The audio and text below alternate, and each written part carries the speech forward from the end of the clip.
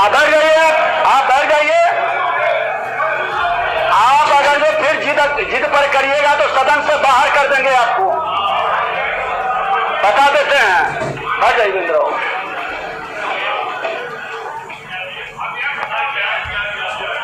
आज बात हो रही थी, बैठ जाइए, नहीं बैठ जाइए, इनको बोले दीजिए, बैठ जाइए। इनका करें महोदय, उनका दे दीजिए, लेकिन आगे से ध्यान रखिए, जब आगे बढ़ जाएंगे तो पीछे नहीं लौटेंगे, ये मत बनाइएगा। अध्यक्ष महोदय, हम समझते हैं कि आसन से जो आपने नियमन दिया है उससे तो अलग सदन के किसी सदस्य को नहीं जाना चाहिए, क्योंकि आपने सगुण और निर्गुण दोनों शब्दों में समझा दिया है। और महोदय, जहां तक मनोज मंजिल जी के पूरक का प्रश्न है, इन्होंने कहा है कि ये नियुक्तियां कब होगी। आपका वाजिब है, आपको हम सदन को बताना चाहते हैं कि हमारे छठे चरण की नियुक्ति भी न्यायालय के द्वारा रुकी हुई है। ये 7वें चरण की नियुक्ति हेतु हम लोगों ने STT की परीक्षा ली थी, जो प्रश्न था, और वो हम लोग के बहुत ही सफल प्रयास पर काफी हम लोगों ने अथक कोशिश की, तब जाके न्यायालय से इजाजत लेके हम लोगों ने रिजल्ट निकाला है। और जो छठे चरण की भी नियुक्ति रुकी हुई है, उसमें भी हम लोगों ने सरकार की तरफ से न्यायालय में आइए फाइल करके मेंशन करके स्पेशल मेंशन अपने AG साहब से करा के वो 5 तारीख को 5 अप्रैल को लिस्टेड है। हम आशा करते हैं कि वो इजाजत हमें मिल जाती है। छठे चरण में लगभग हम लोग 1.25 लाख शिक्षकों की नियुक्ति करने वाले हैं, और उसके बाद ये चरण जो है 37,000 इनकी भी नियुक्ति हो जाए। श्री संजय कुमार गुप्ता जी का जवाब।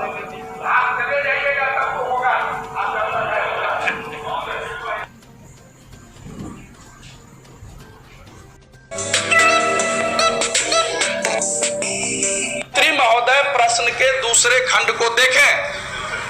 प्रश्न के पहले खंड में है विभागीय लापरवाही एवं संवेदनहीनता के कारण 6 महीने तक बकाया रहता है, और दूसरे खंड के बारे में तो कुछ बोला ही नहीं है। दूसरा खंड बताइए। दूसरा खंड है जो कि सरकार ससमय वेतन भुगतान की व्यवस्था कैसे और कब तक करना चाहती है।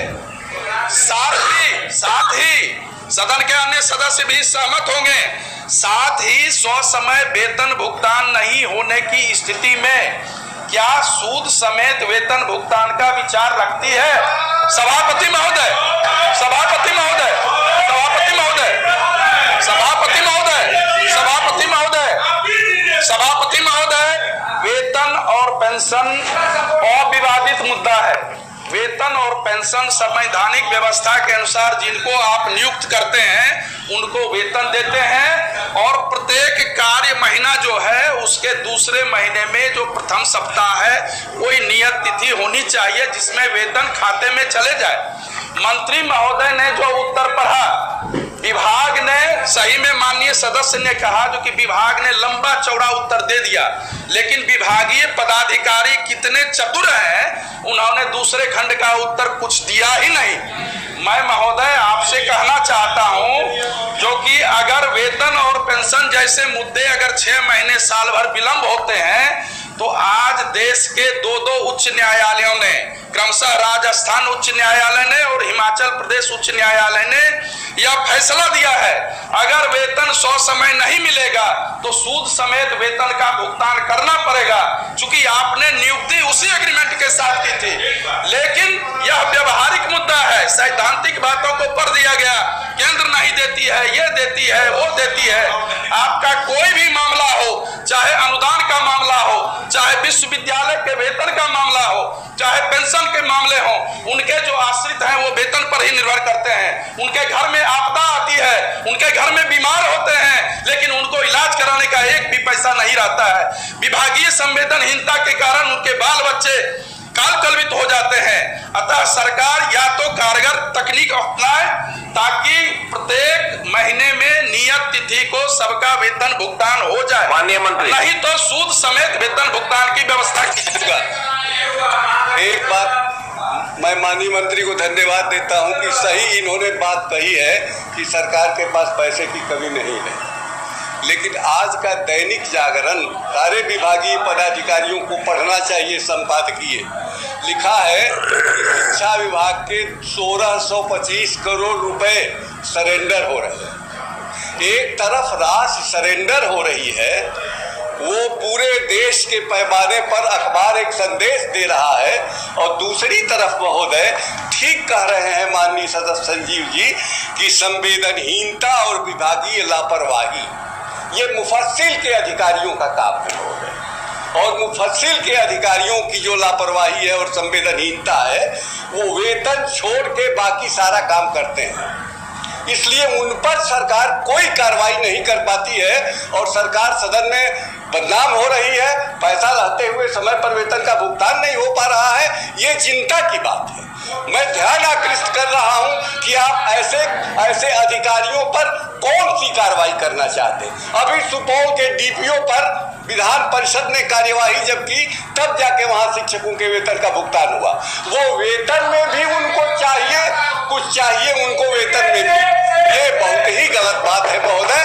लापरवाही और संवेदना को आप चिन्हित कीजिए माननीय मंत्री जी, और आप निर्देश दीजिए अधिकारियों को कि सरकार को अपमानित नहीं करे, समय पर वेतन भुगतान की व्यवस्था कराए।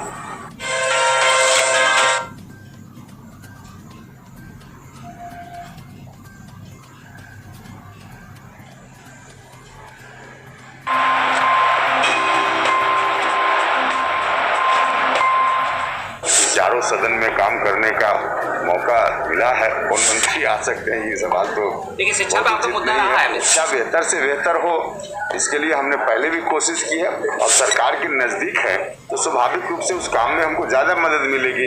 नमस्कार, आप देख रहे हैं लाइव सिटीज। मैं हूं आपके साथ शिवम। रालोसपा के जेडीयू में विलय होने के बाद जेडीयू कोटे से एमएलसी बने उपेंद्र कुशवाहा आज पहली बार बिहार विधान परिषद पहुंचते हैं, और हमने उनसे सवाल किया कि आपका आज पहला दिन था, तो ऐसे में आपका अनुभव कैसा रहा। इसको लेकर उन्होंने साफ तौर पे बताया कि बहुत कम ही सदस्य जो होते हैं वो चारों सदनों के सदस्य रहते हैं।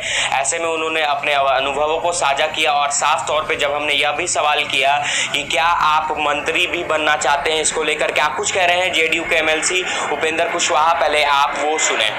देखिए, सदन में पहला दिन है। इसके पहले बाकी देश के जो 3 अन्य सदन हैं वहाँ का अनुभव मुझको मिल चुका है। विधान परिषद के सदस्य के रूप में आज कार्यवाही में भाग लेने का मौका मिला। मेरे लिए सौभाग्य की बात है कि चारों सदन में काम करने का मौका मिला है। सदन में हमने देखा कि बहुत अच्छी तरीके से कार्यवाही चल रही थी, और सब लोग बहुत